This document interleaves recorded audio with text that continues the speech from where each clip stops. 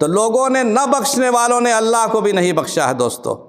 حضور اکرم علیہ الصلاۃ والسلام سعد بن عبادہ رضی اللہ تعالیٰ عنہ بیمار تھے، ان کی عیادت کے لیے تشریف لے جا رہے تھے۔ مدینہ منورہ کی بات ہے، گدھے پر سوار تھے، گدھا آپ کی سواری تھی، پیچھے میں حضرت اسامہ رضی اللہ تعالیٰ عنہ کو آپ بیٹھائے ہوئے تھے، تشریف لے جا رہے تھے، ایک مجلس کے پاس سے گزرے، اس مجلس میں کچھ مسلمان بھی تھے، منافقین بھی تھے، عبداللہ بن ابی بھی تھا، عبداللہ بن رواحہ بھی تھے، صحابی رسول تھے، کچھ مشرکین بھی تھے، یہودی بھی تھے۔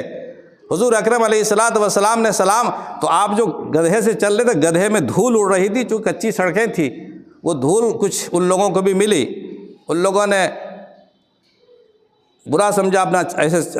کپڑا رکھ لیا ناک پر کہ دھول نہ پہنچے، نفرت کے اظہار کے لیے معاذ اللہ۔